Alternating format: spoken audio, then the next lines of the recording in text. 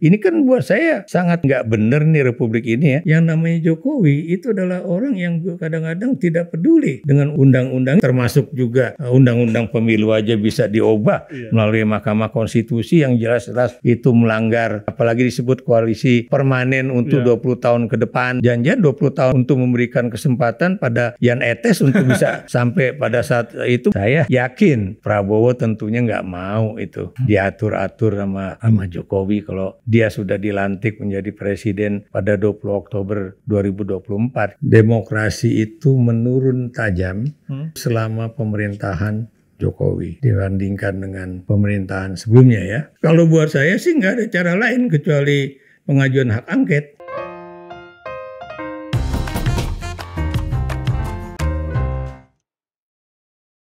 Halo semuanya, kembali lagi di podcast tirto.id for your pemilu, FYP yang muda yang berpolitik. Saat ini kita bersama salah seorang Profesor Lipi pada masanya, dan juga Duta Besar Indonesia untuk Tunisia, tapi nggak mau disebut sebagai mantan Duta Besar. Mari kita sambut bersama Bapak Profesor Dr. Ikrar Nusa Bakti. Saya sebelum ngobrol ini sama Pak Ikrar nih, sama Prof Ikrar lah. Nggak apa-apa, panggil Pak aja. Saya sebenarnya udah nggak boleh pakai Prof lagi. Nggak boleh pakai Prof lagi. Saya secara jujur harusnya nggak boleh. Itu kan teman-teman wartawan aja, nggak tahu kebiasaan begitu. Ya sudah Pak Ikrar ya. Iya. Kalau saya baca-baca Pak Ikrar ini kan dulu muridnya Ibu Miriam Budiarjo, salah seorang salah seorang pakar politik lah di Indonesia, begawan politik Indonesia.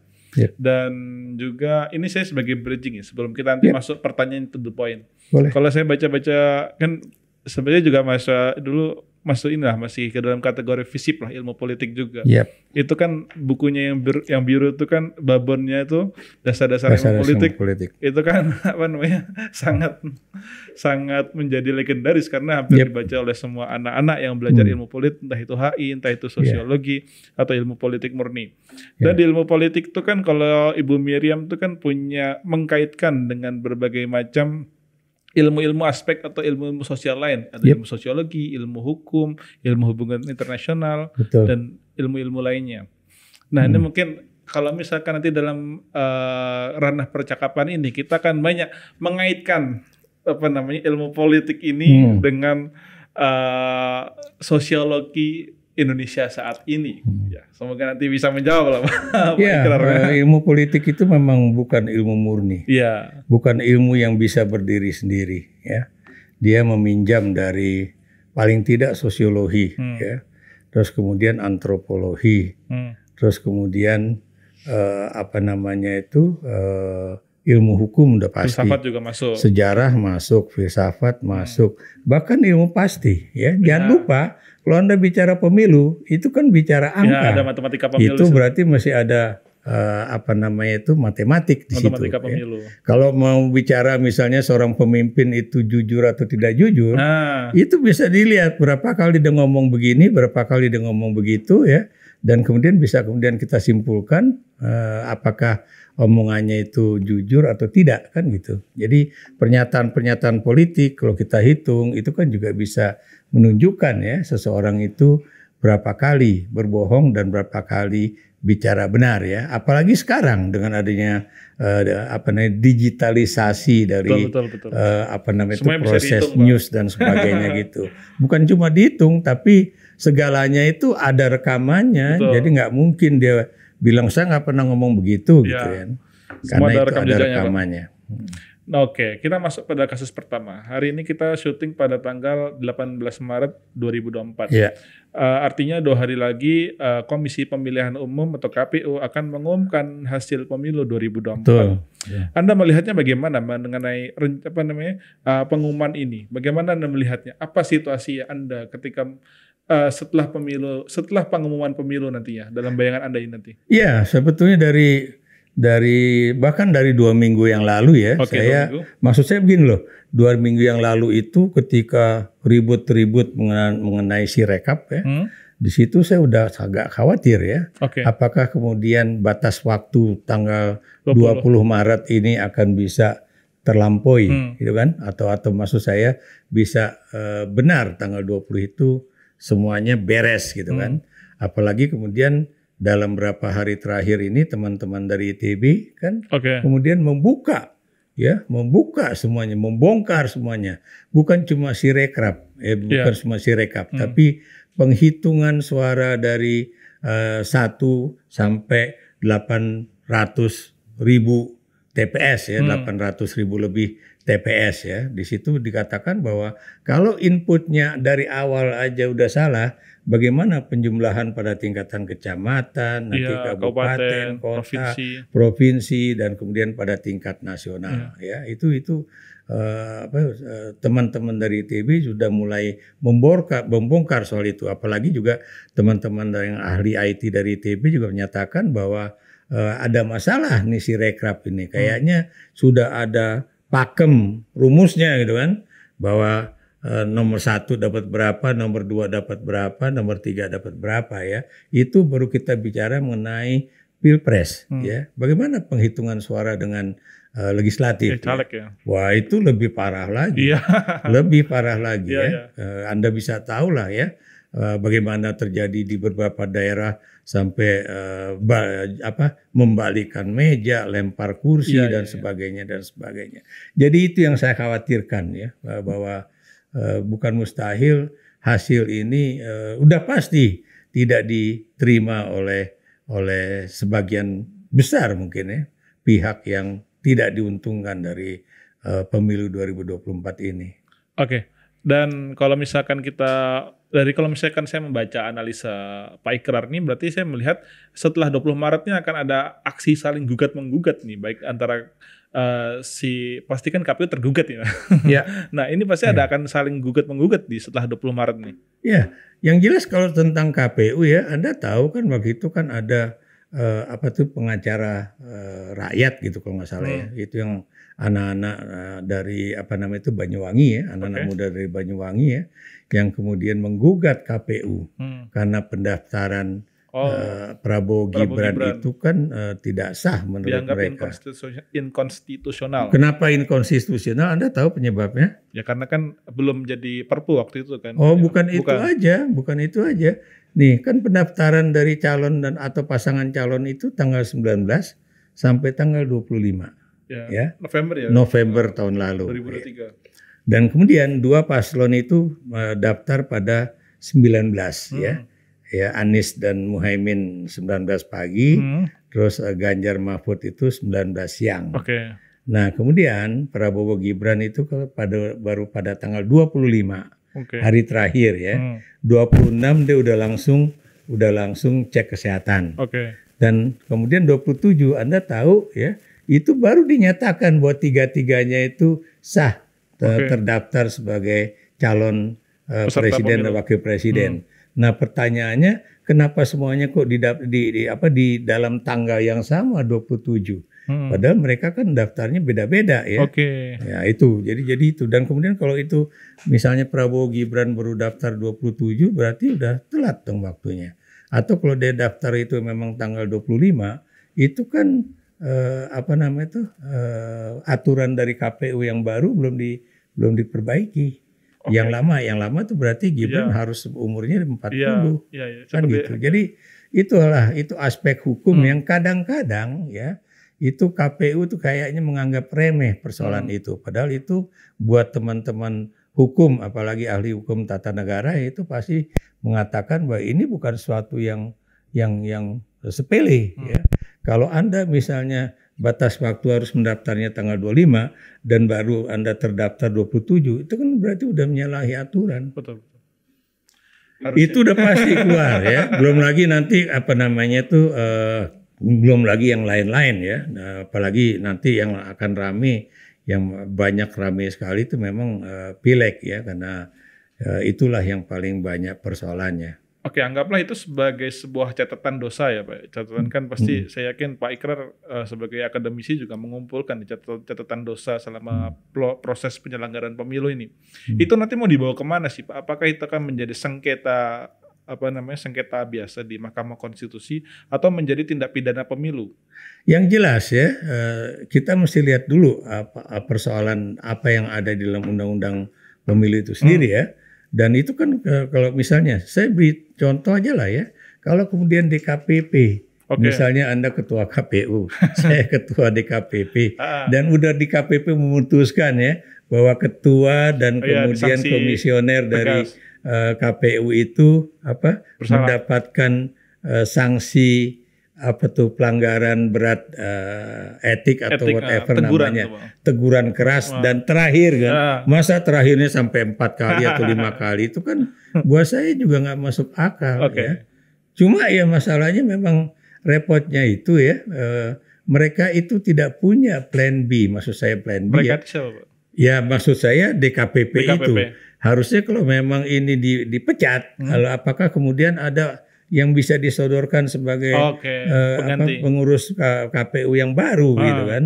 Itu yang kita juga tidak memiliki tadi saya katakan mekanisme untuk mengganti anggota dan pimpinan KPU itu pada saat-saat yang begitu krusial waktunya. Jadi itu juga menjadi persoalan. Anda lihat Bawaslu-nya misalnya kan, masa kemudian udah jelas-jelas ada orang bagi susu gitu kan, masa kemudian dia bilang ini kita nggak bisa memberikan sanksi, yang bisa memberikan sanksi adalah pemerintah DKI Jakarta ya, karena itu dianggap menyalahi aturan CFD misalnya, Car Free Day kan, itu buat saya aneh bijan ajaib. Atau misalnya Migrant Care Indonesia ya, itu udah memberikan laporan bilang, oh Anda salah alamat kok dikirimnya ke Bawaslu, harusnya ke Ketua Bawaslu.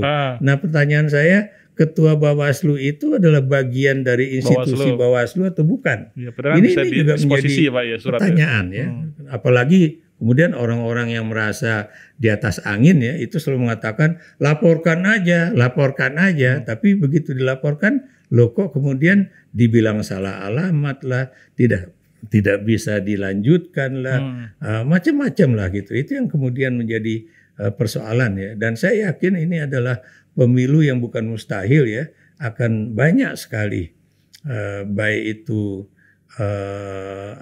masukan-masukan untuk apa istilahnya harus dibahas kembali apakah oleh MK ataukah oleh Bawaslu dan sebagainya. Jadi apa kemungkinan yang paling efektif apa kan kalau misalkan tadi Pak Ikrar bilang itu kan sudah mengadu ke banyak tempat tapi selalu melempem atau masuk angin di tengah jalan itu kan. Kalau buat saya sih nggak ada cara lain kecuali pengajuan hak angket. Dan mudah-mudahan teman-teman di baik itu paslon nomor 1 dan nomor 3 itu serius mengenai hal itu. Dan saya berkali-kali mengatakan pada teman-teman anggota parlemen ya, bahwa ini bukan kepentingan 1 dan 3 yang Anda katakan kalah ya. Tapi ini adalah sebetulnya kepentingan dari semua partai politik ya. Kenapa demikian?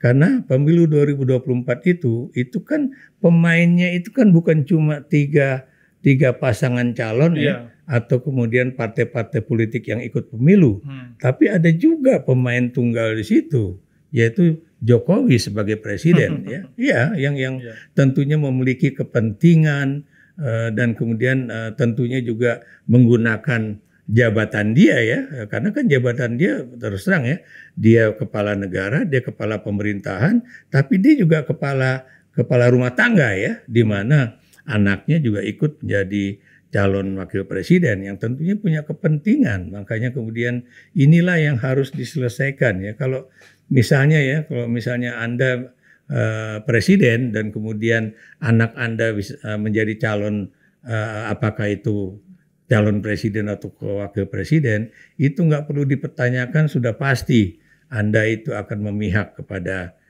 anak Anda ya. Berbicara mengenai hak angket, saya juga kemarin juga ngobrol dengan teman-teman koalisi perubahan, ada PKS, ada PKB, ada Nasdem. Ketiga partai ini sepakat kalau hak angket tuh nunggu PDIP. Nah PDIP juga kemarin ya cuman suara di ketika rapat paripurna, belum ada tindak lanjutnya sampai sekarang. Ini saling menunggu satu sama lain ini. Kayak seperti yang kok kayak ini nggak mau maju-maju hak angket. Jadi begini ya, kalau saya mendengarkan dari mereka ya, mereka itu siapa? Ya teman-teman di baik itu di apa namanya tuh di koalisi perubahan ataupun Ganjar Mahfud ya, itu kan yang sangat rentan itu kan P3 ya. Iya, P3. Kenapa P3? Karena dia adalah partai peserta pemilu yang angkanya paling rendah yang untuk bisa masuk ke parlemen menurut parliamentary threshold yang masih berlaku sekarang yang 4% itu ya. Dan apalagi kemudian kan Anda tahu permainan angka itu bisa naik, bisa turun gitu kan.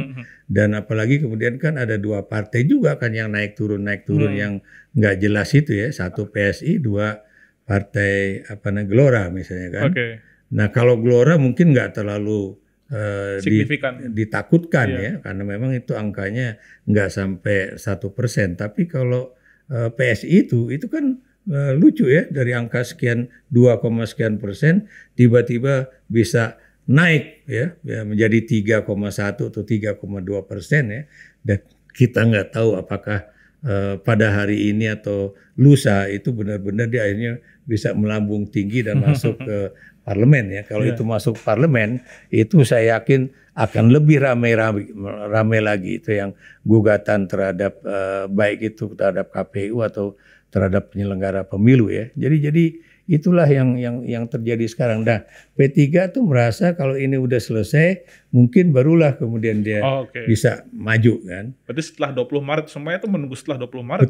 Betul. Mudah-mudahan benar-benar 20 Maret, jangan lagi kemudian 20 Oktober. Kan kita... Sebab kalau diundur lagi 20 Oktober, berarti ini kan parlemen yang sekarang sudah habis masa jabatannya. Dan udah gitu siapa lagi yang kemudian berani bicara ya, kecuali parlemen yang ada sekarang ini ya, apalagi mereka juga bisa merasakan ya, baik itu kemudian sekarang mereka tidak lagi ada yang tidak lagi masuk ke parlemen ya, dan jumlahnya cukup besar ya. Saya beri contoh kalau di PDIP itu kan paling enggak ada sekitar 20 orang ya, yang siap dari angka 3% itu ya.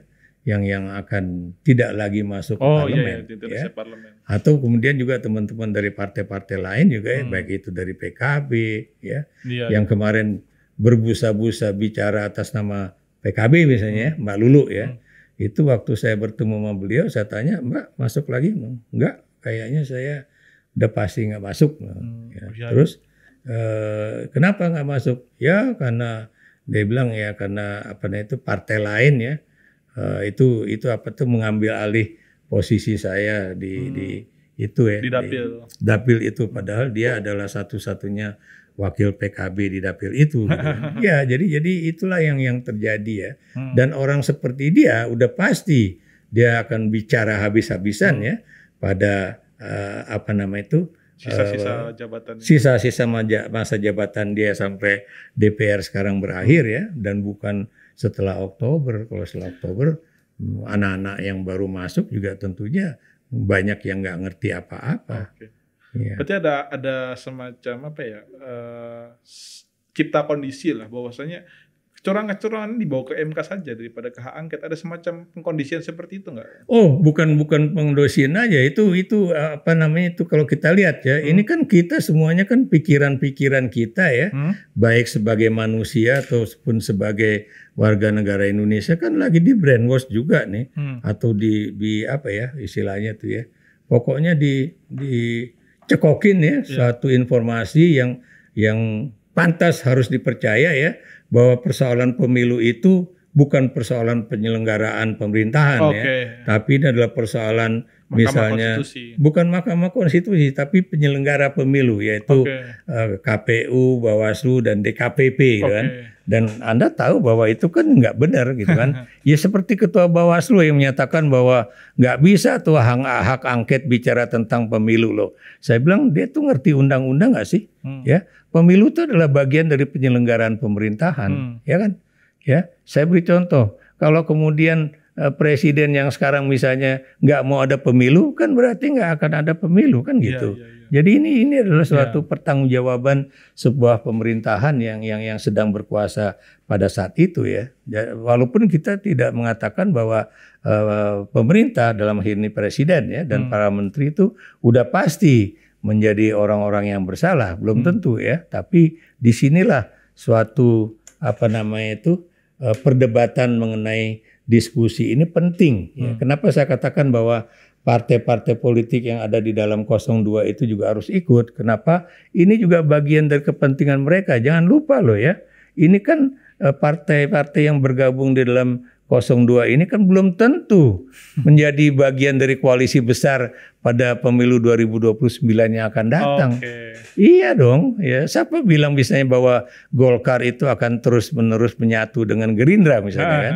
Apalagi Gerindra sekarang juga masih merasa menjadi partai yang juga terkalahkan ya, maksud saya dikalahkan ya di dalam pemilu 2024 ini ya oleh Golkar yang tiba-tiba menyalip naik ke atas ya. Dan itu nggak mungkin terjadi tanpa bantuan istana kan begitu kan? Oke. Berarti kan ya saya sepakat lah, berarti kan kalau misalkan pemilu ini ada sangkut paut dengan pemerintah karena setiap rapat di Komisi 2 kan selalu ada Menteri Dalam Negeri di situ Pak ya. Nah, berikutnya saya ingin tanyakan mengenai hak angket. Penyandungan hak angket ini kan kemarin Mas Ganjar dilaporkan ke KPK oleh Indonesian Police Watch dengan dugaan kasus yang lama lah, yang kasus ketika beliau udah lama sebelum menjadi capres saat itu. Anda melihat itu sebagai salah satu upaya untuk menyandung hak angket ini enggak? Ya, saya nggak tahu persis ya, walaupun saya termasuk orang ya yang setuju ya, siapapun yang punya perkara hukum itu kemudian jangan dihentikan hanya gara-gara pemilu ya, atau hanya gara-gara posisi dia ya, atau kemudian siapapun yang kemudian punya kasus hukum itu harus diajukan pada saat dia bukan dari bagian dari partai yang mendukung koalisi, ataupun didukung penguasa ya. Ini kan buat saya sangat nggak benar nih Republik ini ya. Saya beri contoh misalnya kan, Ketua Umum Partai Golkar Erlangga Hartarto ya, itu saya ngomong terus terang aja, dia kan kemudian dipanggil oleh Kejaksaan Agung gitu kan. Nah kemudian tiba-tiba kasusnya seakan menghilang ya, gara-gara dia mengubah posisinya yang tadinya misalnya udah mendapatkan mawar merah dan kuning dari Puan sebagai ketua pemenangan pemilu PDIP ya. Maksud saya untuk presiden, dan kemudian tiba-tiba langsung berubah 180 derajat itu mendukung Prabowo Gibran. Waktu itu belum Gibran ya, Prabowo ya. Nah itu kemudian Anda lihat Kofifa Indar Parawansa gitu kan, yang itu juga masih belum jelas ya. Tiba-tiba kasus lama ketika dia menjadi Menteri Sosial gitu kan, diajukan lagi, dan kemudian begitu dia menyatakan mendukung Prabowo Gibran itu seakan-akan kasus itu lenyap ya. Atau kemudian Anda lihat juga ya, ada 2 bupati yang juga begitu ya. Begitu dia menyatakan Bupati Sidoarjo. Iya, ada dua itu kan bupati kan, itu kakak beradik tuh kan. Ini menarik tuh ya. Karena tiba-tiba langsung kasusnya itu sementara dipeti eskan lah gitu ya. Saya belum tahu tapi. Nah, kemudian kasus Ganjar juga saya pikir ini kasus IKTP yang dulu juga diributkan itu, rupanya ini kasus pembangunan daerah Jawa Tengah gitu kan, yang katanya memberikan uang pada dia untuk misalnya karena dia membantu orang-orang itu di pemerintahan provinsi Jawa Tengah itu mendapatkan asuransi atau gimana lah gitu kan, dan kemudian dia mendapatkan keuntungan dari situ dan mendapat uang berapa miliar lah gitu kan. Kalau memang itu ada dan memang terjadi, kenapa nggak dari dulu aja dilakukan? Atau kemudian sekarang Muhaimin juga gitu kan? Ini kan juga diancam ya, bahwa kalau you tetap mengajukan hak angket ya, itu posisi you sebagai Ketua Umum PKB akan diambil alih gitu kan. Dan kemudian kasus dia ya yang terkait juga dengan korupsi ya, bukan kotak duren seperti yang duren kardus. Dulu yang terjadi kardus duren itu, tapi ini rupanya ada kasus baru ya yang terkait dengan sesuatu yang inilah ya, yang kalau kemudian tangan kanan dia udah kena ya, berarti dia juga harus kena ya.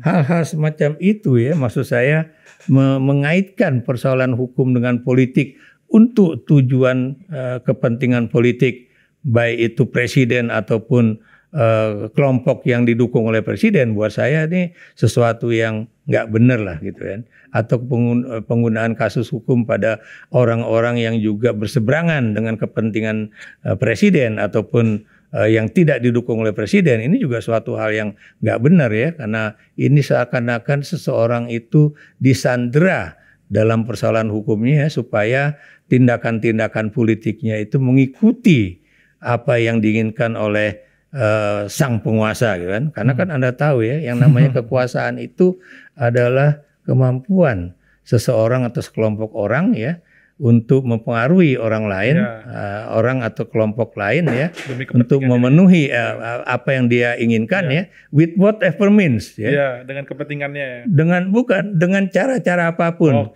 Dan cara-cara apapun itu kan bisa misalnya cara-cara ekonomi seperti BLT dan bansos untuk para pemilih gitu kan.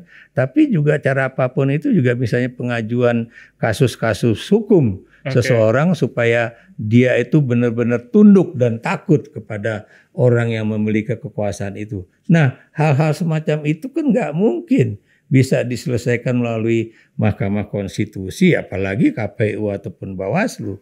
Mau nggak mau tuh masuk ke dalam ranahnya hak angket gitu kan.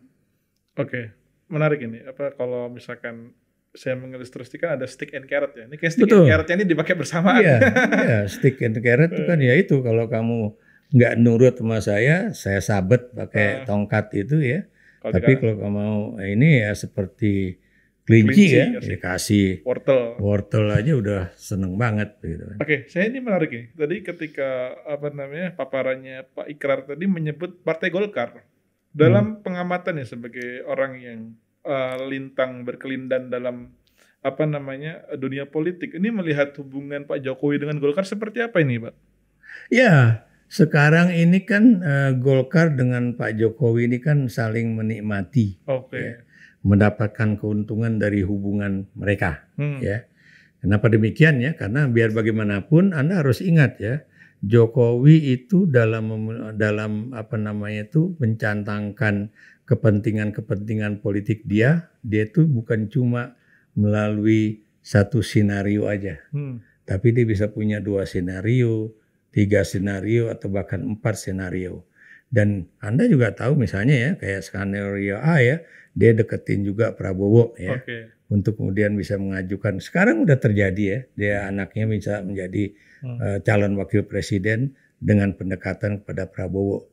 Tapi kan biar bagaimanapun, apakah kemudian sang anak bisa menjadi calon presiden, itu kan nggak bisa dia bertahan hanya bergantung kepada Prabowo, bukan kepada Prabowo dan Gerindra aja. Makanya dia deketilah itu Partai Golkar ya. Kenapa demikian? Kalau misalnya dia bisa masuk menjadi ketua umum Partai Golkar, atau kemudian seperti Muhammad Godari bilang bahwa yang lebih cocok itu Gibran gitu kan. Ya mungkin supaya dia dapat lagi proyek untuk nanti supaya bagaimana menggolkan Gibran menjadi ketua umum Partai Golkar ya. Tapi kalau dilihat dari situ ya, di situ menunjukkan bahwa Jokowi itu punya kepentingan politik terhadap Partai Golkar.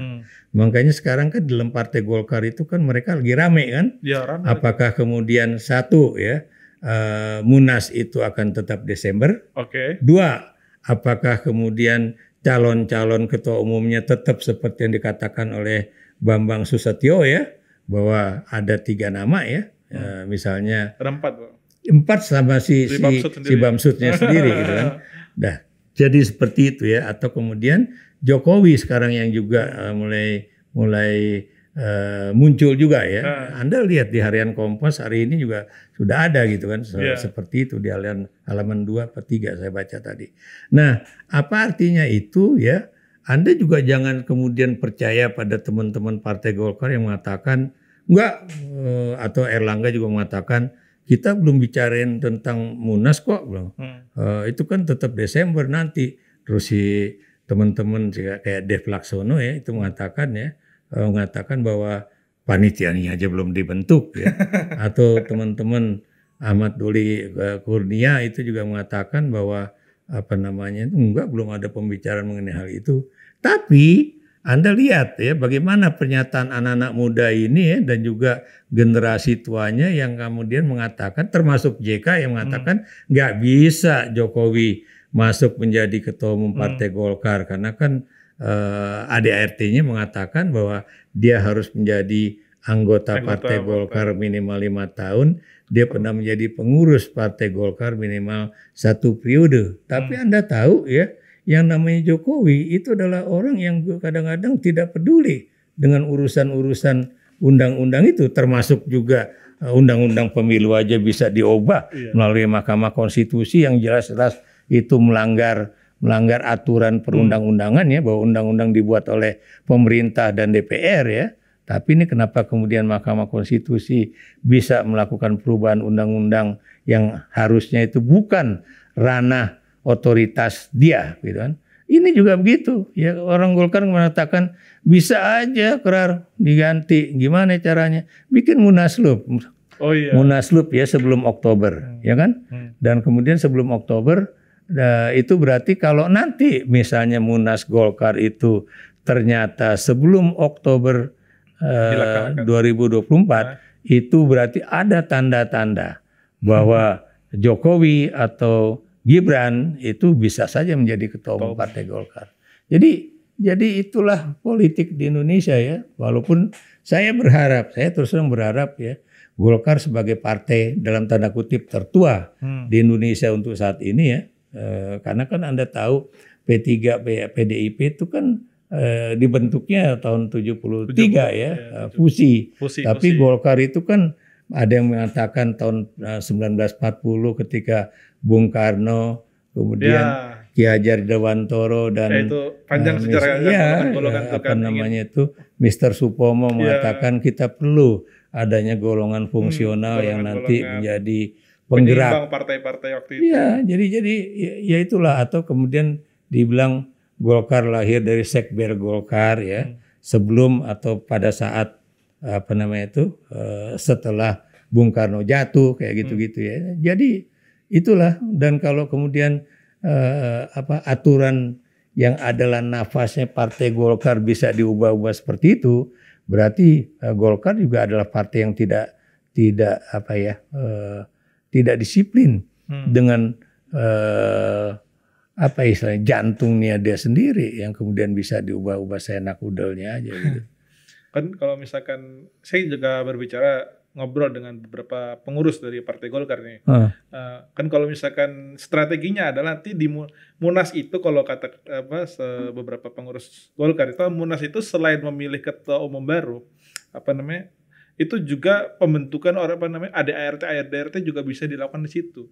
Ya, jadi itu di situ menjadi forum. Ya, teman saya yang mantan sekretaris umum Partai Golkar ya, Idrus Marham itu juga mengatakan bahwa apa aja bisa dibuat di Munas itu.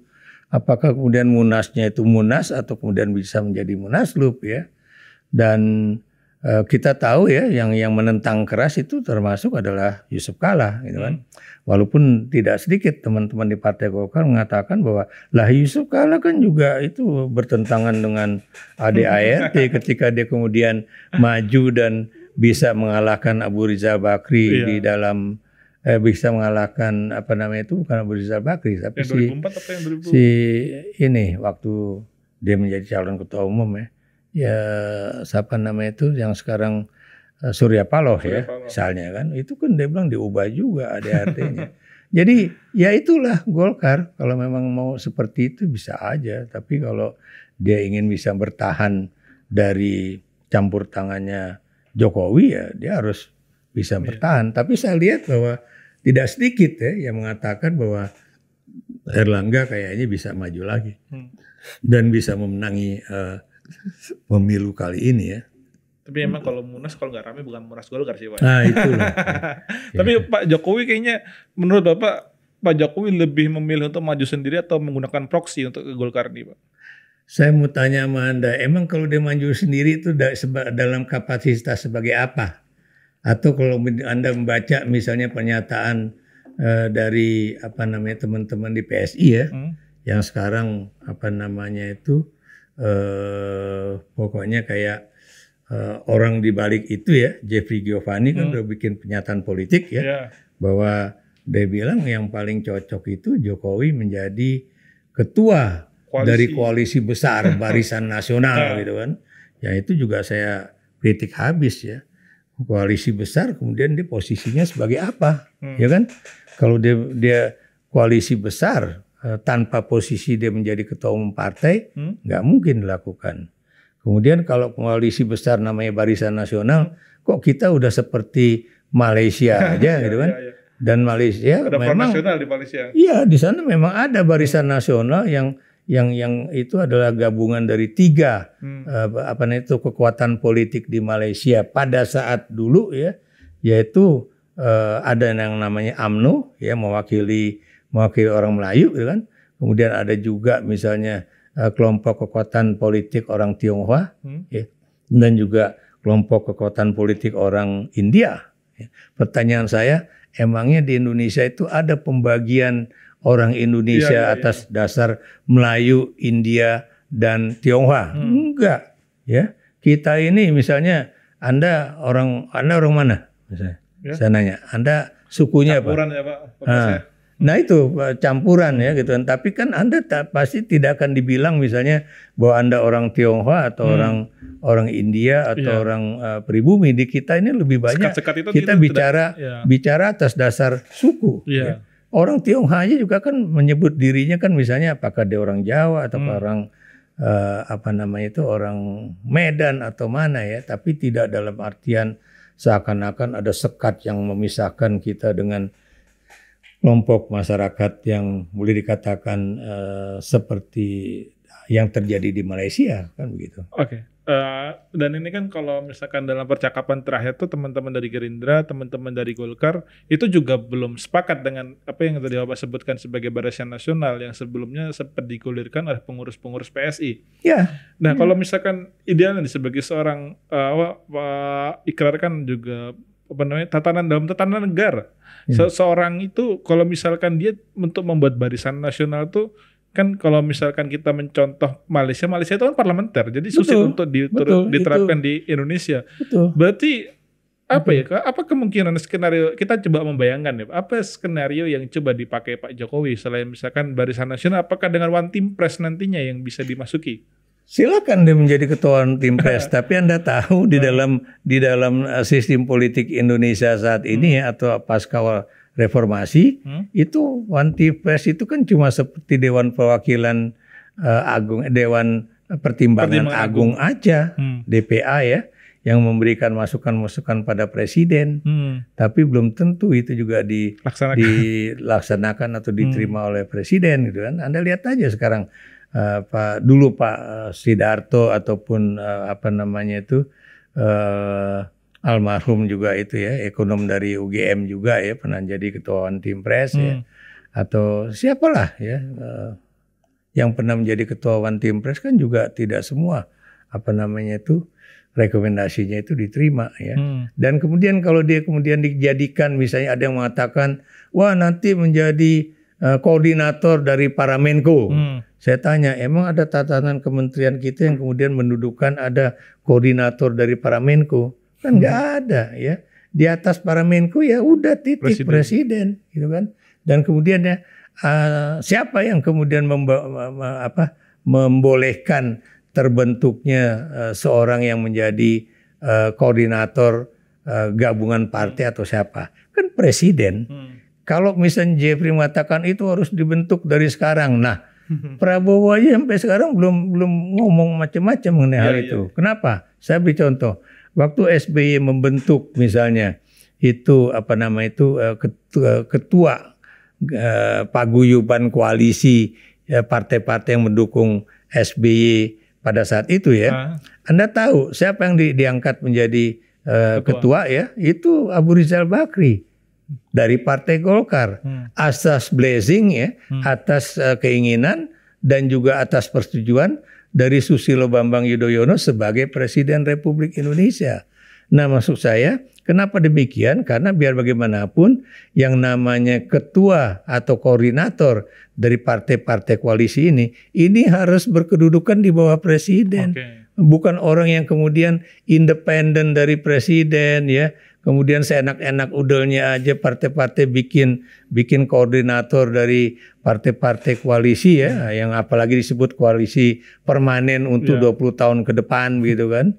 Ini untuk siapa gitu kan? Itu pasti Prabowo akan bertanya-tanya ya. Kalau kami terus terang agak nakal juga ya. Janjian 20 tahun itu untuk memberikan kesempatan pada Jan Etes untuk bisa sampai pada saat itu mungkin umurnya udah di atas 20-an. Dan mungkin akan muncul undang-undang bahwa anak Indonesia yang udah di atas 21 tahun ya, kita taruhlah 21 tahun, itu bisa menduduki apa saja jabatan ini, baik itu di legislatif maupun di eksekutif. Ya, ini makanya suatu hal yang apa istilahnya itu masih menjadi tanda tanya besar apakah itu akan terjadi atau tidak. Kenapa? Karena biar bagaimanapun ya, saya yakin Prabowo tentunya nggak mau itu diatur-atur sama Jokowi kalau dia sudah dilantik menjadi presiden pada 20 Oktober 2024. Kenapa demikian? Apalagi Jokowi dari dulu udah bilang kan, ini 2024 ini masanya Prabowo gitu kan. Nah kalau dia udah ngomong gitu, ya udah itu masanya Prabowo. Kalau dia terpilih, biarlah Prabowo itu kemudian menjalankan pemerintahannya sesuai dengan apa yang dipikirkan, apa yang dimaui, dan kemudian tanpa ada lagi cawe-cawe ataupun pengaruh ataupun intervensi dari seorang katanya mantan presiden yang paling berhasil di dalam sejarah Republik Indonesia, yaitu Joko Widodo. Buat saya is very unfair ya buat Prabowo. Walaupun saya bukan pendukung Prabowo loh ya, tapi secara politik ya sama juga kayak waktu dulu SBY ya, saya bukan pemilih SBY, tapi ketika SBY itu terpilih misalnya dengan 60,8% dan kemudian atau berapa persen ya, kemudian ada gerakan cabut mandat rakyat ya, saya bilang cabut mandat rakyat gimana caranya? Masalahnya yang memilih SBY itu berapa persen dari mereka yang ikut pemilu? Kalau kemudian yang mengatakan cabut mandat rakyat itu cuma puluhan ribu orang, nggak bisa. Itu loh. Jadi disinilah maksud saya. Inilah sistem presidensialisme ini memang nggak seneng, nggak suka orang karena dia harus selesai 5 tahun. Nggak boleh kemudian diturunkan kecuali diimpeach kalau memang dia memenuhi syarat untuk diimpeach kayak kasus Gus Dur ya. Makanya setelah kasus Gus Dur kan kepresidenan iya, MPR kan makanya dibuat lebih sulit untuk mengimpeach atau menjatuhkan presiden lah gitu. Ya, kalau mengutip Presiden Soeharto, seharusnya mantan presiden itu lengser ke Prabon mandap Pandito. Itu juga dijalankan oleh Presiden Soeharto ya, ketika Pak Habibie misalnya bertanya pada beliau, Pak, ini ada kasus ini gimana? Kira-kira menurut Bapak apa yang sebaiknya saya jalankan? Pak Harto langsung menyatakan, "You sekarang presiden. Anda berpikir sendiri bagaimana untuk kemudian menyelesaikan masalah itu. Jangan tanya lagi sama saya," gitu kan. Dan itu buat saya, terlepas dari itu ucapan beliau itu terhadap Habibie karena dia kesel sama Habibie atau karena dia memang ingin menunjukkan bahwa dia benar-benar ingin turun, tapi buat saya jawaban Presiden Soeharto pada saat itu atau mantan Presiden Soeharto itu sangat tepat ya. Jadi lu jangan nanya lagi sama gua dong, lu kan sekarang presiden, sama lah nanti Prabowo. Jadi jangan lagi kemudian bertanya-tanya pada Jokowi lagi atau kepada SBY ya yang pernah menjadi presiden gitu. Nah, kalau dalam sepengetahuan saya nih Pak, kalau misalkan di Amerika nih, mantan presiden tuh bisa mendirikan lembaga think tank kayak Obama gitu, bikin lembaga think tanknya supaya bisa ada sebagai lembaga resmi untuk memberikan masukan kepada presiden-presiden berikutnya, ya kan? Nah ini ada kemungkinan kayak Pak Jokowi itu bikin semacam lembaga seperti itu nggak sih Pak? Think tank atau lembaga pemikiran? Terserah dia. Tapi Anda jangan lupa ya, presiden-presiden di Amerika itu membuat lembaga-lembaga itu bukan untuk kepentingan diri dia pribadi loh ya, tapi benar-benar untuk negara ya. Dan kalaupun mereka hadir di dalam pelantikan presiden terpilih yang baru, itulah politik Amerika yang ingin menunjukkan bahwa mereka masih punya satu kesatuan politik ya, tanpa melihat Anda itu Republikan, saya dari Partai Demokrat gitu kan. Dan itu dalam sejarah ya, itu jarang sekali mantan presiden itu nggak hadir dalam pelantikan presiden yang baru, kecuali si apa namanya itu Donald Trump kemarin. Ya benar, kecuali Donald Trump kemarin yang kelihatannya dia merasa kesel karena apa namanya itu kekuasaan dia diambil oleh Biden ya, dan makanya sekarang mati-matian dia untuk membalas dendam pada Biden ya. Dan jangan salah ya, saya meramal jangan-jangan kemungkinan Donald Trump ini akan terpilih kembali menjadi presiden Amerika ya. Kenapa demikian? Karena bukan mustahil ya, sebagian pemilih Partai Demokrat juga melihat ini Biden nih kok kebijakannya kok banyak sekali tidak apa seluruhnya itu menguntungkan kepentingan rakyat Amerika lah gitu. Oke, kita kembali ke Indonesia. Oke. Dan apakah kemungkinan kalau misalkan nih dengan skenario Pak Jokowi, anggaplah skenario Pak Jokowi menjadi ketua koalisi, apalah koalisi besar itu nantinya tercapai gitu. Berarti kan ada dua matahari kembar itu. Ya. Ada dua matahari kembar dalam satu kabinet kerja, satu kabinet yang sedang menjalankan tugasnya. Itu apa kemungkinan terburuk yang terjadi dalam analisa Bapak ini nanti? Jadi ya, saya pernah menulis ya soal kuasa memanggul lupa. Itu nasihat orang Jawa ya untuk para penguasa ya, termasuk juga untuk Jokowi. Dan Anda tahu dalam kebudayaan Jawa tuh ya, itu Ben Anderson itu kan udah dia udah menulis ya The Idea of Power in Japanese Culture. Jadi gagasan kekuasaan dalam kebudayaan Jawa. Iya, kebudayaan Jawa itu paling enggak ada dua hal. Satu, kekuasaan itu tunggal dan tidak terbagi-bagi. Berarti nggak ada tuh istilah matahari kembar. Dua, namanya kekuasaan itu bukan datang dari rakyat, tapi datang dari atas ya. Baik itu pulung ataupun macam-macam wahyu atau macam-macam lah ya. Ya itu makanya apa namanya itu kalau orang Jawa tuh selalu mengatakan bahwa ini udah diramal ini bahwa ini kayaknya Prabowo nih yang ada akan garis tangan. Ya itu garis tangan, macam-macam lah ya, itulah cara orang Jawa. Dan ketiga ya, orang Jawa itu paling nggak suka adanya oposisi. Makanya tadi saya bilang kekuasaan itu tunggal dan tidak terbagi-bagi itu makanya tidak boleh ada matahari kembar, tidak boleh ada oposisi. Makanya kalau orang Jawa menjadi presiden, jangan salah ya, itu pasti tidak ada keinginan dalam hatinya itu untuk memiliki satu, ya mungkin bukan oposisi seperti dalam sistem parlementer ya, tapi ada kekuatan lain yang bisa apa namanya itu ikut campur, pengembingan, bukan menjadi penyeimbang di dalam pengambilan keputusan di parlemen. Ya.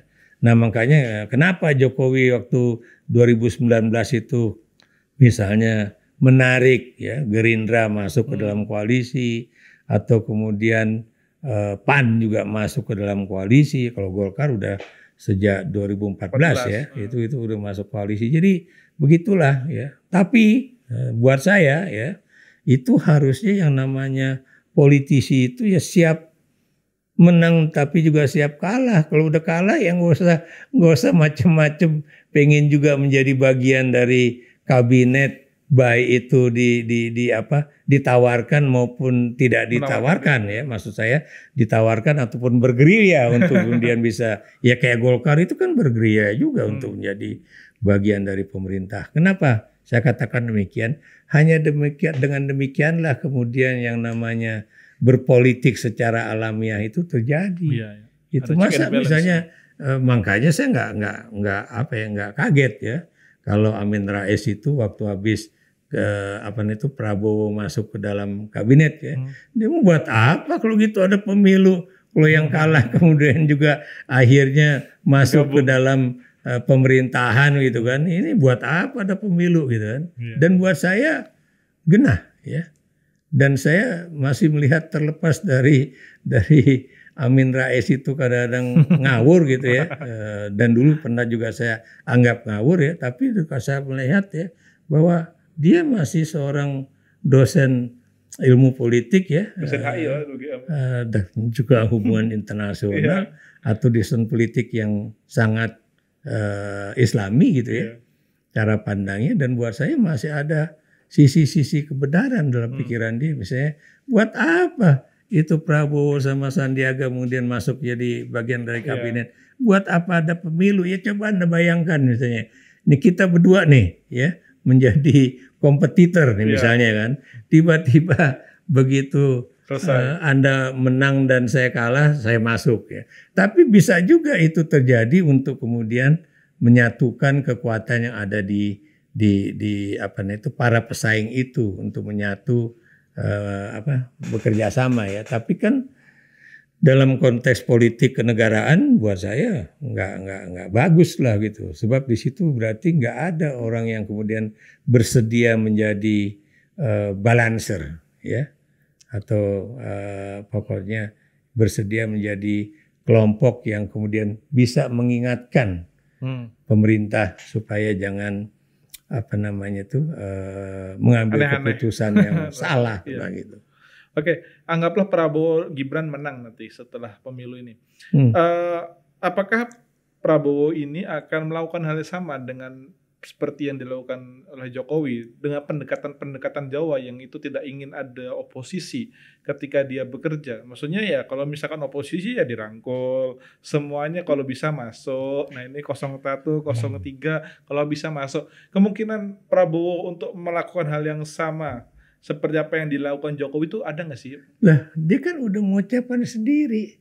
Saya ini presiden yang kemudian bukan menjadi presiden bagi orang-orang yang memilih saya saja, atau partai-partai yang mendukung saya saja. Tapi saya akan merangkul semua pihak. Kan udah dibuat pernyataan itu. Ya. Walaupun kalau buat saya sih janganlah ya kayak PDIP ya. Menurut saya mudah-mudahan Mbak Mega mengambil jalan yang sama lah ketika dia berada di luar pemerintahan 2009. Ya, dari 2004 sampai 2014 gitu kan. Itulah dan coba Anda lihat apakah kemudian begitu PDIP tidak berada di pemerintahan gitu ya, menyebabkan PDIP itu kemudian hancur lebur dalam pemilu-pemilu legislatif. Kan enggak juga ya. Memang waktu pemilu 2009 ya itu PDIP sempat turun tajam gara-gara Partai Demokrat yang kemudian banyak orang juga heran gitu kan, kok bisa suaranya naik 300% ya. Tapi itu juga di daerah-daerah yang jumlahnya juga nggak banyak loh, bukan di daerah pemilihan yang jumlahnya 800 sekian TPS ya, ribu TPS ya. Tapi itu kalau nggak salah cuma di 11% atau 13% ya.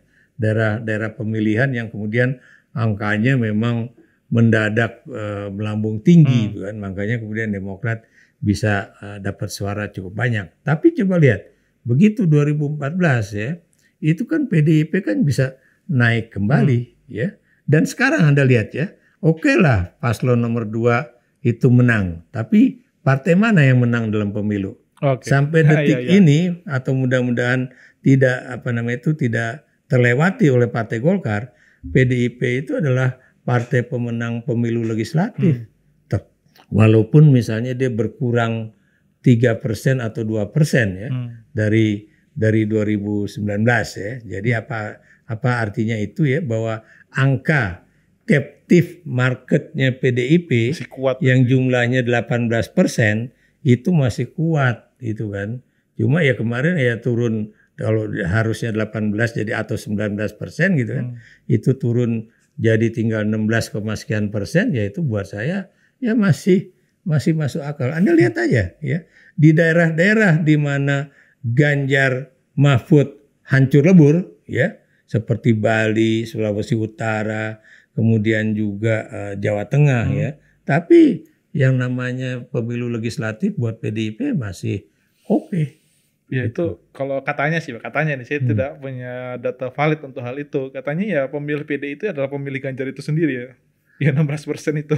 Ya bisa pemilu, enggak juga sih karena suara Ganjar kan lebih turun ya dibandingkan dengan suaranya suaranya PDIP. Iya, maksudnya yang nyoblos ya PDI. agak sama ya. Iya, kan, yang Tapi nyoblos PDI, intinya nyoblos maksud Ganjar. saya gini loh, pendukung Jokowi yang kemudian memilih Prabowo Gibran itu tetap memilih PDIP. Oke. Ya paling enggak ya. Paling enggak ya. Di beberapa daerah itu ya, karena biar gimana pun ya mungkin ada split of psychological political psikologis mereka ya. Di satu sisi memang mereka masih PDIP, tapi di sisi yang lain dia tunduk pada tunduk pada keinginan Jokowi gitu kan. Jadi makanya dia pilih Prabowo Gibran, tapi partai tetap aja dia milih PDIP gitu kan. Jadi dan kenapa Golkar juga mendapatkan keuntungan ya tadi itu, karena memang ada kepentingan Jokowi juga untuk menjadikan Golkar itu mungkin lebih tinggi dari partai Gerindra. Supaya Prabowo juga jangan macam-macam. Jangan pikir loh ya. Jangan Anda pikir seperti Kodari bilang bahwa Prabowo sama Jokowi itu seperti duit tunggal. Saya bilang duit tunggal dari mana? Saya bilang gitu. Nggak ada duit tunggal. Pertama, dia bukan presiden dan wakil presiden. Ya. Kedua ya, dia itu adalah orang yang tadinya berseteru. Ya kan? Dan kemudian menyatu itu hanya karena kepentingan mereka yang kemudian bukan sama ya, tapi mereka saling memiliki kepentingan untuk mendukung satu sama lain. Itu yang disebut dengan duit tunggal. Bukan, yang disebut dengan simbiose mutualisme itu ya. Jadi kepentingan yang saling menguntungkan. Tapi ya menjadi catatan juga kan, duit tunggal itu kan bukan berarti selalu memuji satu sama lain, Pak. Saling mengkritik kan juga bisa. Oh berarti. bisa. Tapi kan dia tidak dalam konteks misalnya jalan seiring sejalan sebagai presiden wakil presiden seperti Soekarno dan Hatta itu. Jadi ya itulah ya, saya masih tetap percaya bahwa biar bagaimanapun Prabowo itu biar dia pasti memiliki hasrat untuk menjadi the truly presiden, bukan kemudian presiden yang dibayang-bayangi oleh mantan presiden sebelumnya itu. Oke, ini sebelum kita menutup nih, Pak. Kemarin isu netralitas pemilu di Indonesia disentil waktu dalam salah satu sidang HAM di PBB. Nah, kita tahu lah Pak ya. Nah, itu kalau itu kan berarti kan sudah menjadi isu internasional nih Pak. Betul. Apakah ini sebagai pembelajaran kita ke depan mengenai demokrasi kita ke depan? Apakah ini menjadi alarm bahwasanya inilah demokrasi Indonesia itu udah di lampu merah nih Pak? Apa sudah ada alarm bahwa kita dalam kondisi bahaya nih Pak? Saya harus menyatakan secara terus terang ya bahwa demokrasi itu menurun tajam itu selama pemerintahan Jokowi dibandingkan dengan pemerintahan sebelumnya ya. Bahkan tapi saya nggak sekasar teman saya Faisal Basri ya yang mengatakan udah dikit lagi 0 gitu kan. Dan itu tapi Faisal benar bahwa kita itu di bawah Papua New Guinea dan Timor Leste loh ya. Dari segi indeks demokrasi. Iya, itu kecil sekali, kita cuma 36 atau 3 berapa gitu kan. Itu indeks demokrasi kita kecil sekali ya. Dan dengan adanya pemilu yang sekarang buat saya kemungkinan hitungannya mungkin bisa lebih kecil lagi gitu kan. Anda bisa bayangkan ya kalau seorang presiden itu kemudian bisa menggunakan semua sarana kekuasaan yang dimiliki, baik itu yang namanya TNI, Polri, ASN gitu kan, sampai kepala desa ya, sampai penggunaan bansos ya. Bagaimana kita bisa mengatakan bahwa pemilu kita ini benar-benar masih pemilu yang demokratis? Iya gitu. betul. Saya juga ingat Pak Ikrar kan nulis ya buku TNI Gelisah kan ya. TNI yang gelisah. TNI yang gelisah. Ya. Berarti kan sekarang TNI Polri mau dilebur juga ke ASN nih Pak. Sebetulnya bukan dilebur dalam ASN ya. Jadi ada jabatan-jabatan di dalam di dalam ASN itu yang bisa dipegang oleh TNI ataupun Polri ya. Tapi kan Kompas juga kemarin mengingatkan kembali ya bahwa harus dilihat juga itu undang-undang TNI dengan undang-undang Polri-nya itu bagaimana ya, apakah itu membolehkan atau enggak ya, karena juga nanti akan ada ASN yang kemudian bisa duduk dalam jabatan yang dimiliki oleh TNI ataupun Polri kan. Saya beri contoh gini loh, di dalam undang-undang TNI ya, itu kan ada beberapa institusi yang boleh diduduki oleh TNI ya dalam posisi sipil. Saya beri contoh misalnya kan, kalau misalnya apa istilahnya itu, kalau nggak salah, kalau ini SAR, Basarnas ya, itu kan suatu institusi sipil sebenarnya kan, tapi kan banyak orang militer di situ. Itu harusnya ketua Basarnas itu bukan tentara, tapi seorang sipil gitu kan. Dan ini mencuat rame gara-gara ada kasus korupsi di Basarnas itu kan. Saya beri contoh itu ya. Atau kemudian kalau Anda perhatikan sekarang kan sipil adakah kemudian duduk di institusi yang boleh dikatakan mayoritas diduduki oleh TNI Polri? Ada sekarang ya, kayak Lemhanas ya. Lemhanas memang itu institusi think tanknya sipil, tapi Anda tahu dalam sejarahnya ini kan adalah institusi ABRI, gitu kan, yang dibentuk oleh Bung Karno ya untuk kemudian menjadi think tank dalam bidang geopolitik pada tahun 65 itu, gitu kan. Dan kemudian ini juga Lemhanas ini menjadi tempat untuk menggodok calon-calon pemimpin bangsa ya kan begitu. Tapi Anda tahu bahwa dalam berapa kali ini ya kesempatan ini Gubernur Lemhanas itu kalau nggak salah udah 3 kali ya, itu diduduki oleh sipil. Ya, jadi walaupun itu orang mengatakan bahwa ini emang institusi sipil, tapi kan kalau Anda lihat lebih ini ke militer lah gitu, atau Wantanas juga kan gitu. Berarti tidak ini ya, bukan berbahaya bagi demokrasi kita ya. Saya tidak mengatakan dia tidak berbahaya atau tidak. Kita harus tetap mengkritisi. Ya, kenapa demikian ya? Karena teman-teman yang dulu ikut di dalam security sector reform, ya, security sector reform itu apa aja yang harus direform? Ya misalnya kayak militer. Kemudian polisi, karena biar gimana pun polisi Indonesia ini beda dengan polisi di berbagai negara gitu kan. Karena mereka masih menggunakan sistem pendidikan yang dulu juga menyatu dengan ABRI gitu kan. Kemudian juga kepangkatan mereka kan juga hampir sama, cuma beberapa aja yang sekarang agak penyebutannya beda. Tapi kan pangkatnya mirip sama gitu kan. Kemudian juga kita kan misalnya BIN atau intelijen itu kan juga kita jangan kita menetapkan juga bahwa BIN itu adalah suatu institusi yang kemudian tidak bisa lagi memainkan peranan untuk menculik orang atau menghilangkan orang seperti pada masa lalu kan begitu ya. Atau juga digunakan oleh presiden untuk kemudian mencari misalnya informasi menyeluruh tentang partai-partai politik ya. Makanya jangan heran ya kalau beberapa ahli hukum tata negara ya, apakah Uceng ya,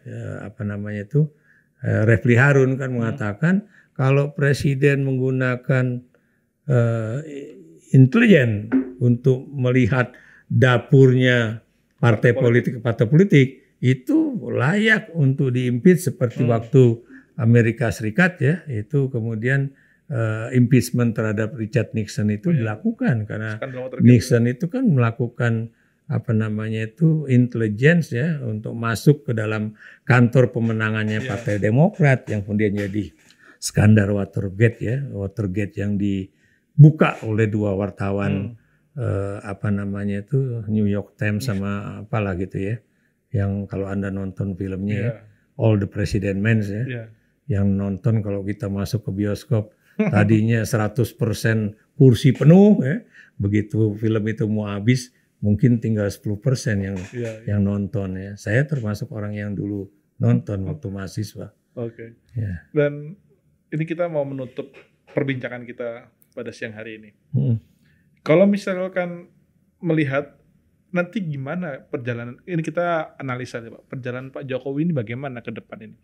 Karena gini, dalam pemberitaan terakhir anaknya, mantunya semuanya mau dilibatkan.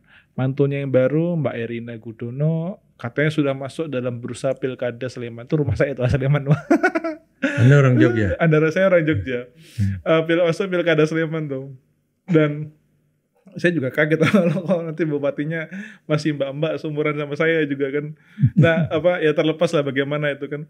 Terus nanti Bobby juga katanya mau diusung ke Pilgub terus dan kalau si Gibran sudah jelas, nanti Kaisang juga sudah masuk ketum, tapi nanti juga katanya mau diusung ke dalam pilkada, entah di pilkada mana.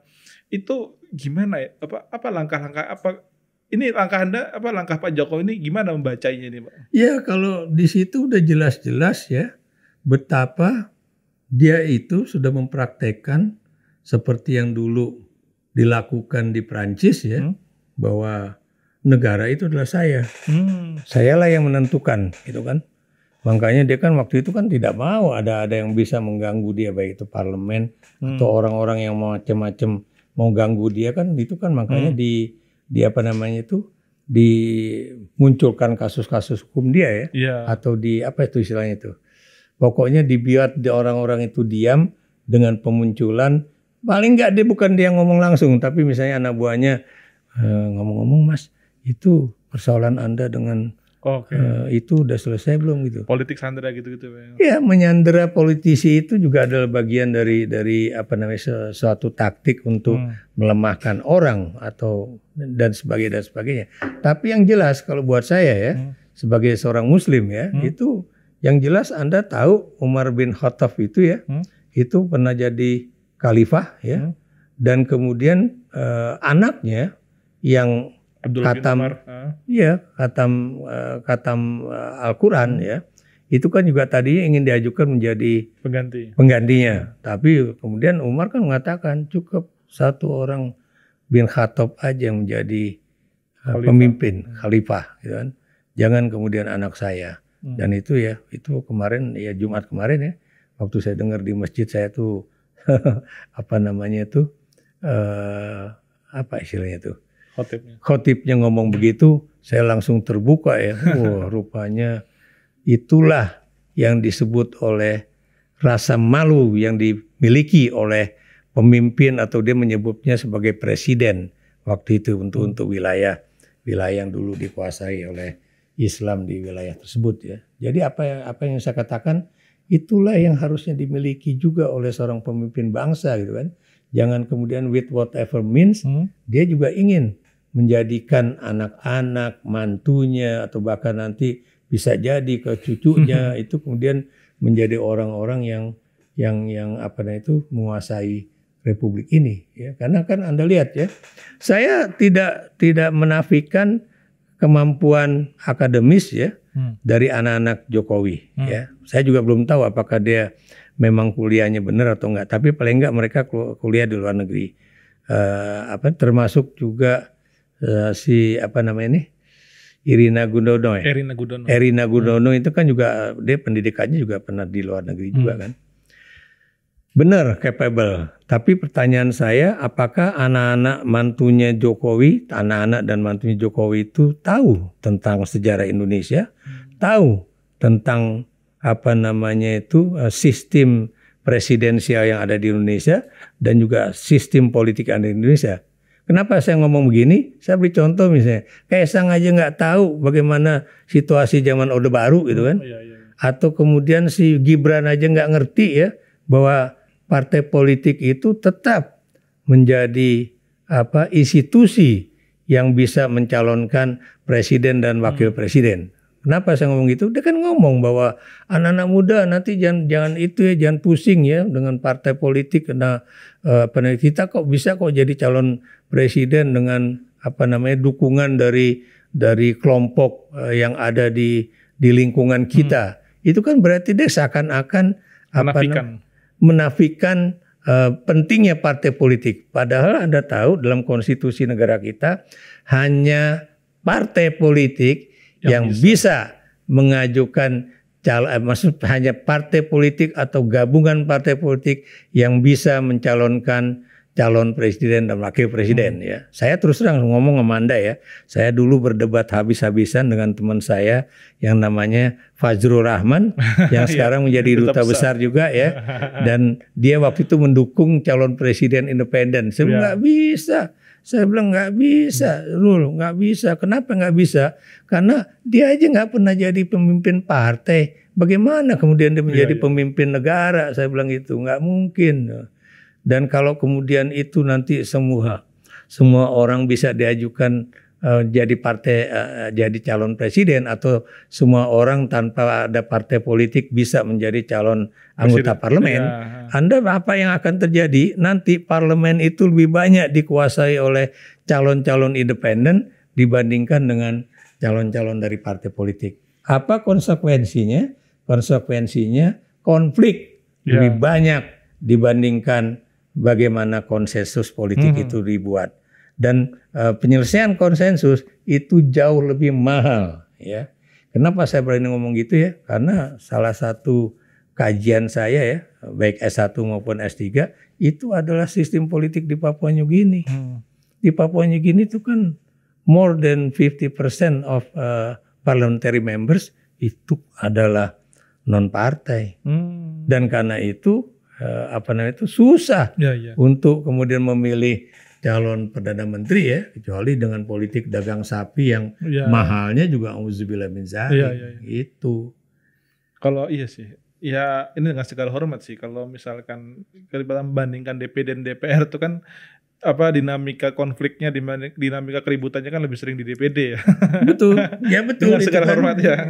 Sekarang DPD lagi ribut kan, dia mau bikin panitia khusus ya, pansus tuh, untuk persoalan pemilu.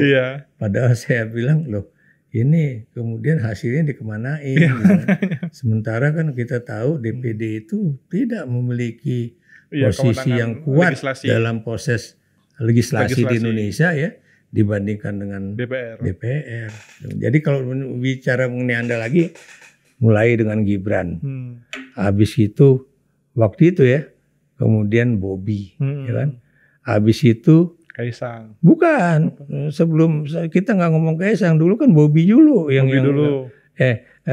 Gibran, kemudian Bobi, baru Kaisang. Sekarang istrinya Kaisang pula ya. Yang Kaisang katanya awalnya calon bupati Batang kalau nggak salah ya, atau Pemalang gitu kan. Wali Kota Depok. Wali Kota Depok. Enggak, itu usulan PSI. Tapi yang usulan dari Gerindra kan katanya untuk Bupati Batang ya. Terus si Bobi diusung jadi calon gubernur Sulawesi Utara kan. Terus Erina ini akan menjadi calon Bupati Sleman gitu kan. Dan Anda tahu ya, itu Sleman bukan main-main loh. Itu adalah kabupaten terkaya di daerah istimewa Yogyakarta. Dan disitulah letak kampus yang boleh dikatakan banyak kemarin mengkritik Jokowi ya, yaitu Gajah Mada di Bulak Sumur itu adalah wilayah daerah Kabupaten Sleman. Jadi ini bukan main-main, Ya bukan main-main. Itu maksud saya, jangan-jangan itu dengan menjadikan Erina Gudono menjadi Bupati Sleman dengan harapan dia juga bisa mendekati UGM ya, supaya kampus Bulak Sumur itu jangan terlalu banyak cincong ya, khususnya terhadap pemerintah ya, atau dalam ini keluarga Jokowi lah begitu. Oke, ini kita udah bicara ngalor ngidul ke sana kemari, banyak yang kita komentari. Pesan-pesan dong dari Pak Ikrar kepada teman-teman kita yang baru saja memilih, dan ke depan juga semoga tetap memilih, untuk demokrasi kita ke depan bagaimana. Dengan segala dinamika yang ada saat ini, pesan-pesan apa yang bisa disampaikan? Yang jelas ya, pemilu 2024 ini juga adalah pengalaman yang sangat berharga bagi teman-teman yang namanya generasi Z ataupun generasi milenial atau whatever the names lah ya. Kenapa demikian? Karena Anda tahu ya, itu kan berbagai janji-janji kepada generasi yang katanya kita mengalami bonus demografi ya, tapi Anda lihat ya, berapa banyak anak-anak generasi milenial yang kemudian tidak bekerja, berapa misalnya upah yang diterima oleh generasi milenial secara keseluruhan, ternyata mereka lebih banyak yang mendapatkan upah itu di bawah upah minimum regional misalnya kan. Dan kemudian Anda tahu generasi milenial juga dinyatakan oleh Kompas ya, hasil kajian mereka bahwa mereka memang orang yang berpendidikan ya, dan kemudian pendapatannya sedikit lebih tinggi, tapi tidak mungkin menjadi orang kaya karena mereka sulit untuk bisa menabung ya. Dan generasi milenial ini juga adalah orang-orang yang kemudian kita tahu mencari pekerjaan aja setengah mati. Apa yang ingin saya katakan di sini, makanya ya belajarlah tentang politik, belajarlah tentang sejarah politik ya, dan jangan kemudian mudah dicekokin oleh propaganda ataupun kampanye politik yang seakan-akan memberikan kesempatan emas bagi anak-anak generasi milenial ini ya. Apalagi Anda tahu ya bahwa kalau Anda lihat ya, jumlah orang Indonesia yang sekolah selesai sampai S2 dan S3 itu ternyata cuma 0,05%. Ya. Apa artinya? Kecil sekali, gitu kan? Bagaimana kemudian kita bicara mengenai tahun emas ya, atau 2045 ya. Makanya kalau Pak Kunchoro bilang kan itu bukan tahun emas, itu tahun kecemasan itu gitu kan. Jadi atau ini juga teman-teman juga bukan generasi emas, bisa aja ini adalah generasi kecemasan karena memang mereka cemas. Bahkan sekarang juga kan kajian Kompas juga menyatakan saking sedikitnya pendapatan yang mereka peroleh ya, walaupun sudah digabungkan ya, itu makanya mereka selalu lebih memilih untuk hidup menyendiri. Maksud saya tidak menikah ya, dibandingkan dengan generasi-generasi sebelumnya. Tapi kalau Anda tahu ya, akibat dari kalau orang nggak menikah, apa yang terjadi dari sisi sosiologi ya, atau dari sisi psikologi, pasti banyak lah problem yang akan dia hadapi. Oke, kita tidak membahas itu tuh. Iya, nggak membahas itu, tapi itulah politik ya. Politik tuh bukan semua membahas tentang tadi seperti di awal ya. Politik aja ya, atau kita menyebutnya sebagai politik yang hanya untuk bicara mengenai politik pertahanan dan keamanan ya, tapi kan juga politik itu yang membahas hal-hal yang memang tidak terlalu keras. Oke. Saya mau menutup perjumpaan kita pada siang hari ini dengan kutipan sebuah tulisan yang Bapak tulis dulu sekitar 2014. Kutipan ini kutipan tulisan Pak Ikrar mengutip dari surat Bung Karno kepada Ibu Megawati. Oh ya. Jadikanlah deritaku ini sebagai kesaksian bahwa kekuasaan seorang presiden ada batasnya. Karena kekuasaan yang langgeng hanyalah kekuasaan rakyat, dan di atas segalanya adalah kekuasaan Tuhan yang Maha Esa. Bersama saya Irfan Amin dan Pak Ikrar Nusa Bakti, kita tutup podcast yang hari ini. Sampai jumpa di podcast-podcast berikutnya. Terima kasih Pak Ikrar.